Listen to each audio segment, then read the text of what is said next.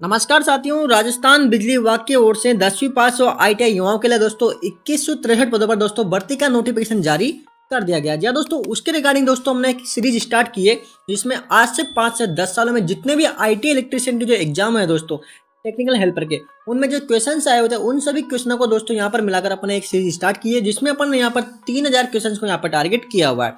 साथियों, अपना ये जो दोस्तों नोवा पार्ट है, यहाँ पर आप देख सकते हैं ये 12 बजे वाली शिफ्ट का दोस्तों पेपर है। कितने बजे वाली? 12 बजे वाली शिफ्ट का पेपर है जो कि 24/8/2018 को दोस्तों ये पेपर हुआ था। दोस्तों इसमें ड्यूरेशन 120 मिनट का टाइम आपको यहाँ पर मिलता है। जेविनल इलेक्ट्रिकल फर्स्ट, ठीक है। पहला क्वेश्चन दोस्तों, किसी धातु की तार के क्षेत्र की दी गई लंबाई दोगुनी हो जाती है, ठीक है दोस्तों, तो इसका प्रतिरोध कितना हो जाए। दोस्तों सारे क्वेश्चन दोस्तों अपन यहाँ पर जो है 3000 क्वेश्चन अपन करेंगे जिसमें पिछले एग्जामों में दोस्तों वो क्वेश्चंस आए हुए हैं। तो दोस्तों आप उम्मीद कर सकते हैं कि आपके एग्जाम में दोस्तों इन्हीं में से दोस्तों क्वेश्चंस आने वाले हैं।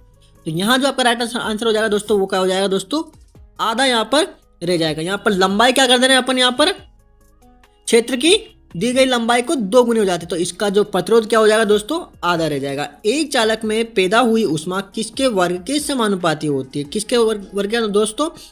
करंट के वर्ग के समानुपाती होती है। नेक्स्ट क्वेश्चन है, फ्लोरोसेंट लैंप के दोनों सिरों के काला पड़ने का संभावित कारण निम्नलिखित में से कौन सा है? दोस्तों राइट आंसर होगा आपका इसमें से फ्लोरोसेंट लैंप को बार बार शुरू करना, ठीक है दोस्तों। उसका मेन कारण है दोस्तों फ्लोरोसेंट लैंप को बार बार शुरू करना, या कम या अधिक वोल्टेज, अनुचित वोल्टेज, प्री हीट के लिए स्टार्टर द्वारा बहुत अधिक या कम समय लेना। तो ये सारे कारण दोस्तों यहाँ पर देखने को मिलते हैं। अगला क्वेश्चन है, जब सोडियम वेपर लैंप चालू किया जाता है तो प्रारंभ में रंग कौन सा होता है? दोस्तों सोडियम वेपर लैंप जो होता है स्टार्टिंग करता है तो वहां पर आपको जो है पीला कलर वहां पर दिखाई देता है। अगला क्वेश्चन है, AC सर्किट में शुद्ध प्रेरक द्वारा बिजली की गई खपत कितनी होती है? दोस्तों राइट आंसर होगा आपका यहाँ पर 0 वाट। तो अगला क्वेश्चन है, 3 फेज प्रणाली में 3 आपूर्ति लाइनों के लिए निम्नलिखित में से कौन से अक्षर प्रयुक्त किए जाते हैं? दोस्तों राइट आंसर होगा आपको यहाँ पर L1, L2 और L3। तो अगला क्वेश्चन है, वाट मीटर में निम्न में से कौन सा प्रभाव प्रयुक्त किया जाता है? दोस्तों यहाँ पर राइट आंसर होगा आपका विद्युतीय गतिकीय प्रभाव। अगला क्वेश्चन है, निम्नलिखित में से कौन सा प्रतीक विद्युत प्रकाश को इंगित करता है? तो दोस्तों इधर आपको सिंबल दिखाया गया है, ये किसका सिंबल? राइट आंसर हो जाएगा आपका यहाँ पर जो है ट्रांसफार्मर वाला लैंप। तो अगला क्वेश्चन है, अपने साथ जुड़े बदलते हुए फ्लक्स के कारण प्रेरित EMF पैदा करने वाले कॉइल का गुणधर इसमें से क्या होता है? दोस्तों राइट आंसर होगा आपका यहाँ पर जो राइट आंसर होगा वो है प्रेरकत्व। प्रेरकत्व के लिए माप की मूल इकाई क्या है? दोस्तों यहाँ राइट आंसर होगा आपका जो है हेनरी। अगला क्वेश्चन है, अन्योन्य प्रेरण किसका बुनियादी परिचालन सिद्धांत है? तो दोस्तों राइट आंसर होगा आपका यहाँ पर ABC, यानी कि ट्रांसफॉर्मर, मोटर्स और जनरेटर्स। नेक्स्ट क्वेश्चन दोस्तों, इलेक्ट्रॉनिक और टेस्ट सर्किट डिजाइनों के लिए अस्थायी प्रोटोटाइप के लिए निम्न में से कौन सा शोल्डरलेस डिवाइस है? तो यहाँ पर राइट आंसर होगा आपका ब्रेड बोर्ड। अगला क्वेश्चन है, यह प्रतीक निम्नलिखित में से कौन सा प्रतिरोधक को इंगित करता है? साथियों आपका राइट आंसर होगा प्रीसेट प्रतिरोधक।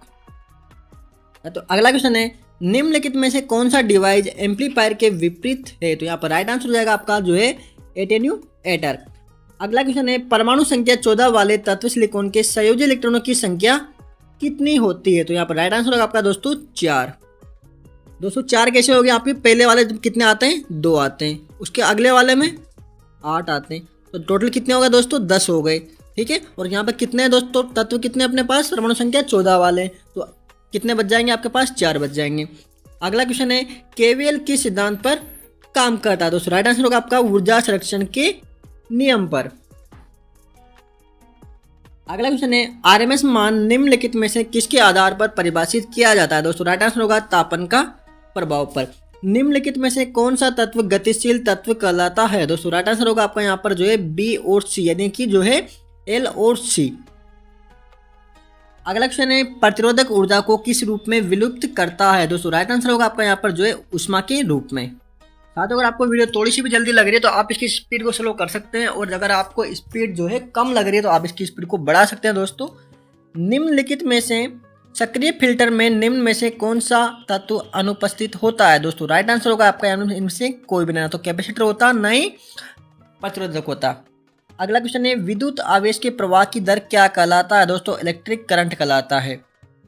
4 संयोजी इलेक्ट्रॉनों से कम परमाणु क्या होते हैं दोस्तों? आपका राइट आंसर हो जाएगा यहाँ पे ए, यानी कि चालक।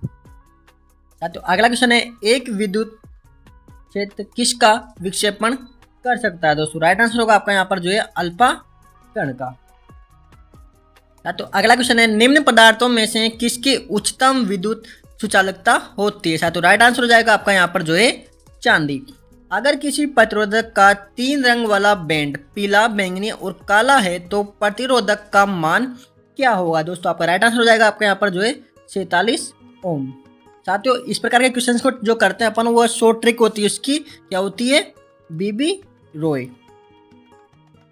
यहाँ से अपन आपको समझा थोड़ा सा इसको, बीबी। अगले एक वीडियो लाएंगे दोस्तों इसी के ऊपर, ROY।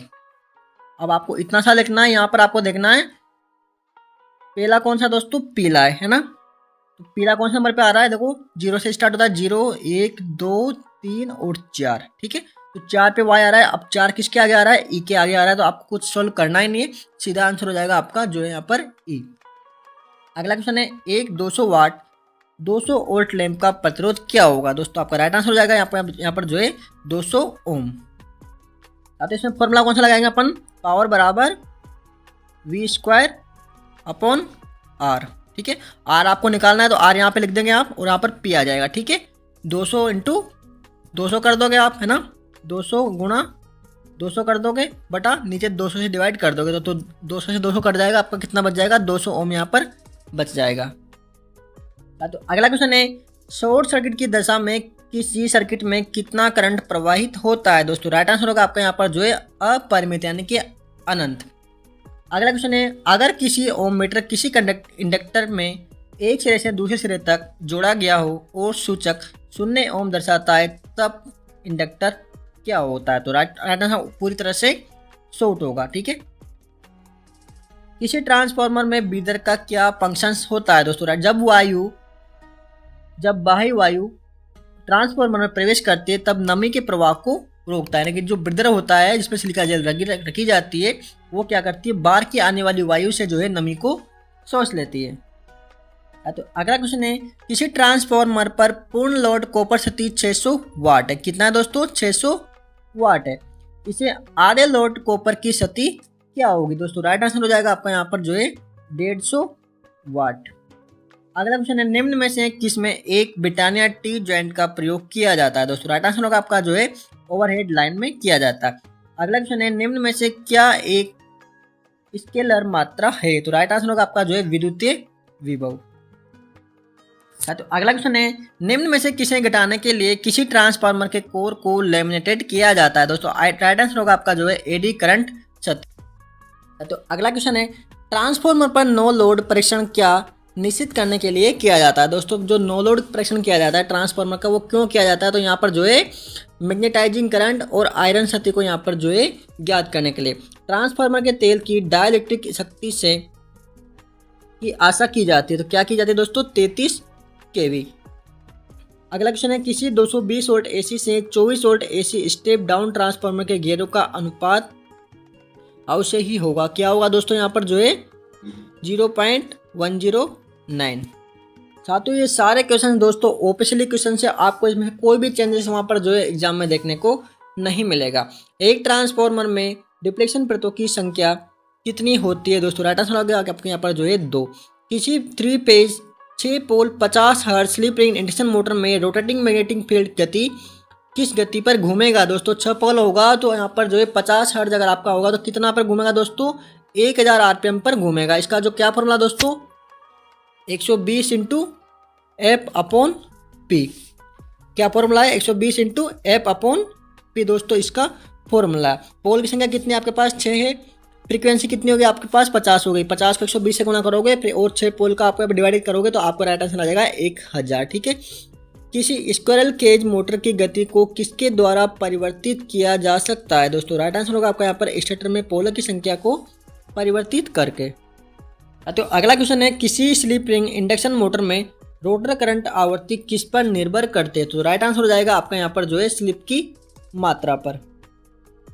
तो अगला क्वेश्चन है, एक विभक्त वाले प्रेरण मोटर में कितने विभक्त वलय होते हैं? दोस्तों राइट आंसर होगा आपका यहाँ पर जो है 3 होते हैं। अगला क्वेश्चन है, एक सर्वो मोटर मूल रूप से क्या है? तो यहाँ पर राइट आंसर हो जाएगा आपका दोस्तों 2 फेज प्रेरण मोटर है।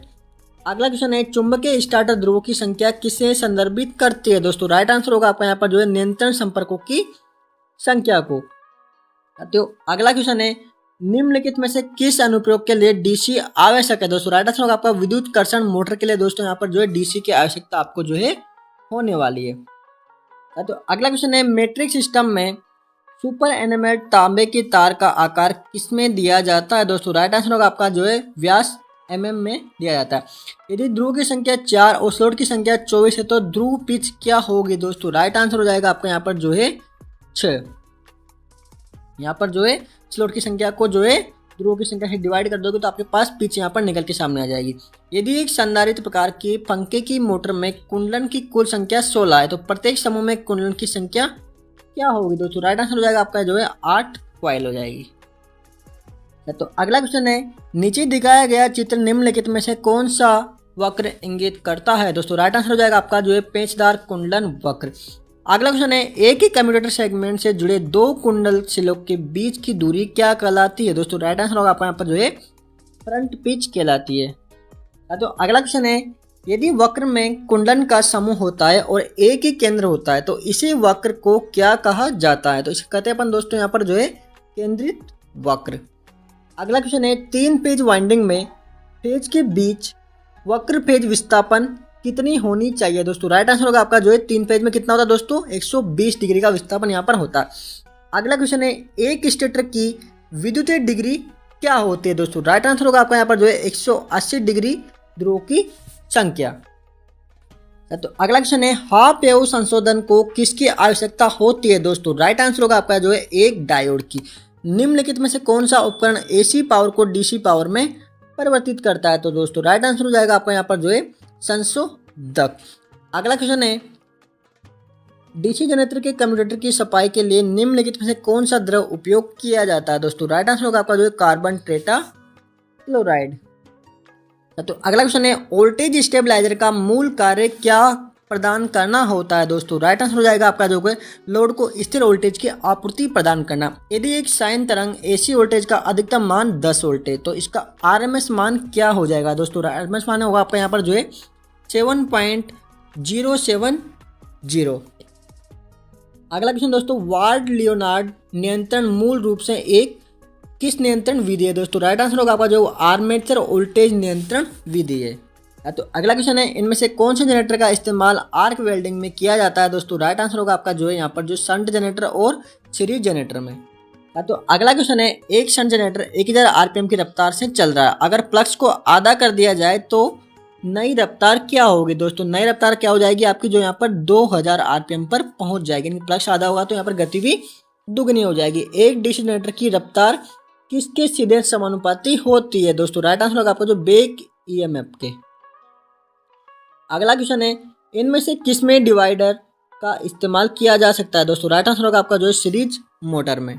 तो अगला क्वेश्चन है, इंडक्शन मोटरों में स्क्रूइंग का फायदा इनमें से कौन सा है? दोस्तों राइट आंसर होगा शोर को कम करना, चुंबकीय लॉकिंग की प्रवृत्ति को कम करना, मोटर का संचालन आसान बनाना, रोटर और स्टेटर वाइंडिंग के बीच प्रभावी परिवर्तन अनुपात को बढ़ाना। एक 3 phase motor star connected system में लाइन वोल्टेज इसके फेज वोल्टेज के कितने गुना के बराबर होता है? दोस्तों स्टार कनेक्टेड की बात की जा रही है तो यहाँ पर राइट आंसर होगा आपका जो है 1.732 के बराबर होते हैं।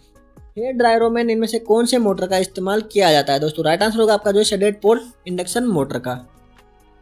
इनमें से कौन से उपकरण का इस्तेमाल सर्किट पर रुकावट डाले बिना करंट को मापने के लिए किया जाता है? दोस्तों जो है राइट आंसर आपका टोंग टेस्टर का। KWH मीटर एक प्रकार का क्या उपकरण है? दोस्तों ये क्या है? दोस्तों इंटीग्रेटेड मीटर है। जब 50 हर्ट्ज पर 3 फेज वाला इंडक्शन मोटर 2% स्लिप पर काम कर रहा है तो रोटर की फ्रीक्वेंसी कितनी होगी? दोस्तों राइट आंसर हो जाएगा आपका जो यहाँ पर 1 हर्ट्ज। इनमें से कौन सी धातु का इस्तेमाल एडी करंट डिस्क को किया जाता है? तो राइट आंसर होगा दोस्तों आपका एल्यूमिनियम। तो अगला क्वेश्चन है, इनमें से किस प्रकार के बार लोड में शून्य पावर फैक्टर होता है। दोस्तों राइट आंसर होगा आपका जो है शुद्ध धारिता में और शुद्ध प्रेरकत्व बार में। अगला क्वेश्चन है, इनमें से कौन से मोटर का फेज विस्थापन 60 डिग्री पर होता है। दोस्तों राइट आंसर होगा आपका जो है 6 फेज मोटर में।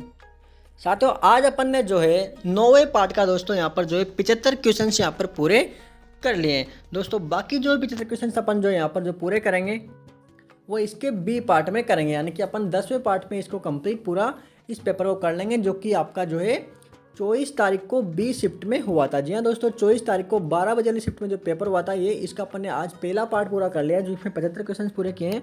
अगले 75 क्वेश्चन जो कि 76 से लेके आपके 150 क्वेश्चन तक के जो क्वेश्चन है अपन अगले पार्ट में यानी कि 10वें पार्ट में यहाँ पर पूरे करने वाले। दोस्तों आप जुड़े रहेंगे चैनल के साथ, आपका अगला पार्ट जल्दी आएगा। दोस्तों आपको शुभकामनाएं, आप अच्छे से तैयारी कीजिए ताकि आप जो है वहाँ पर अपनी एक सीट फिक्स कर सके। मिलते हैं दोस्तों अगली वीडियो में, तब तक के लिए जय Hind. Subscribe now and press the bell icon. Never miss an update.